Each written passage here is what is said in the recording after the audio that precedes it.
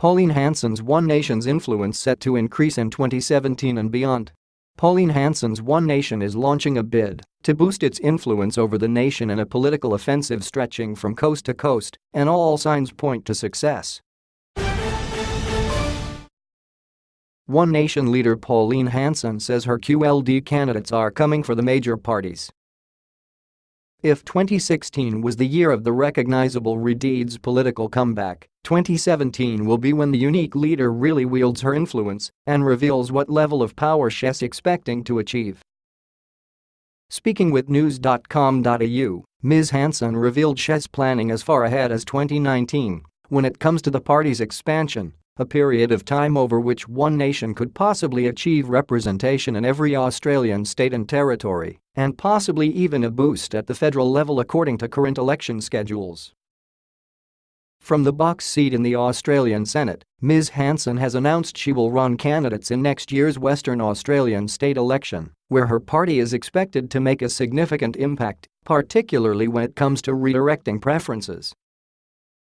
She's introduced dozens of candidates beginning what's set to be an aggressive, more than year-long campaign seeking seats in the Queensland state election which could be called early next year. And the influential woman has also announced she'll ally the next Tasmanian state election and eventually run candidates in key seats in Western Sydney in the next NSW state election. Backed by her surprisingly convincing win at the federal election, the highest level of dissatisfaction with major parties the nation has ever seen, and the examples of Donald Trump's election and the Brexit vote buoying her previously unlikely chance at success, Ms. Hanson is planning to play hard and watch her rise to power progress.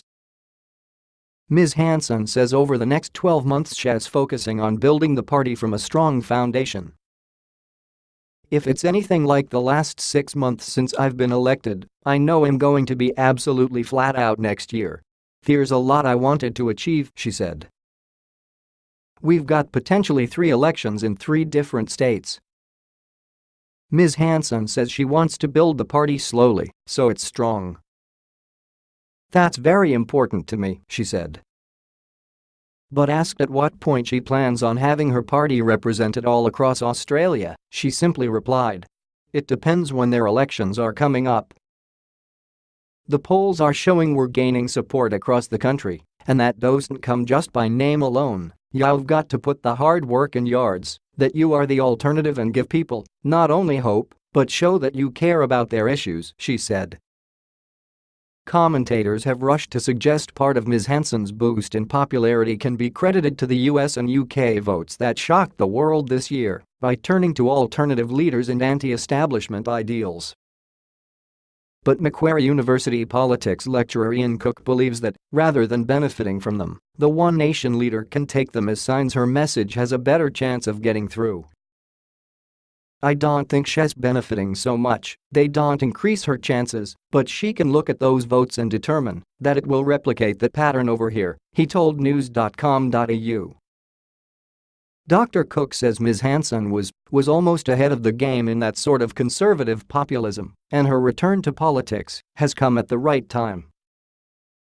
After a study revealed this week Australians' satisfaction with democracy had plunged to its lowest level since the 1970s, former Queensland Premier Peter Beattie said the winner to come out of political disengagement would be Ms. Hanson. He also believes it's been long enough since One Nation first appeared on state election ballot papers that the party's disastrous run is almost forgotten. The party's disruptive character remains in people's minds, but its regular infighting and the fraud scandal that brought down its leader are just about forgotten. "I think the demographic is much the same. I don't think it's drawing from a different set of supporters, but I think people don't have a sense of the history of One Nation," Dr. Cook said. In 1998, when they got 11 seats in Queensland, they were quite unstable, and people don't have that memory of the sort of instability of what One Nation can bring. Ms. Hanson's home state is the one she hopes will be an example to the rest of the nation. Announcing 36 candidates to run across the state when it next heads to the polls, Ms. Hanson said she was determined to win in every seat she ran candidates in. The Queensland campaign has had a couple of setbacks already. One candidate dropped out after less than a week after refusing to delete an offensive tweet, and another's comments over Good Asians stirred controversy only a few days in. But the senator is determined the voters she represents federally will support One Nation at the state polls, hoping for a repeat and advancement on the 1998 state election, where the fledgling One Nation party scored 11 seats.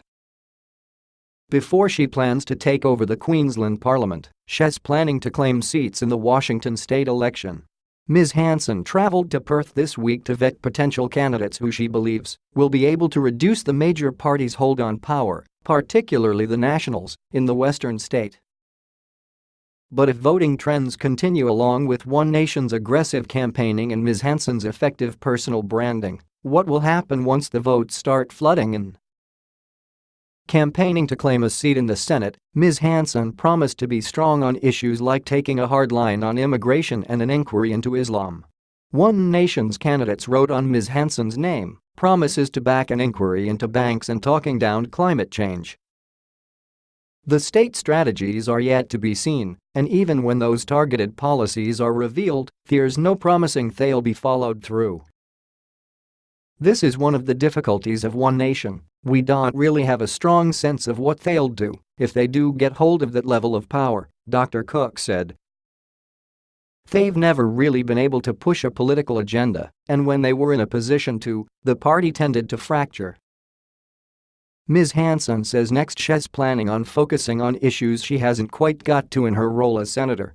She wants to make changes to the family law courts, HALO certification, coal seam gas, and continue to support the farming sector, particularly in drought-affected Queensland. That's on top of heading back and forth to Washington to endorse candidates and assist with campaigning for the March election.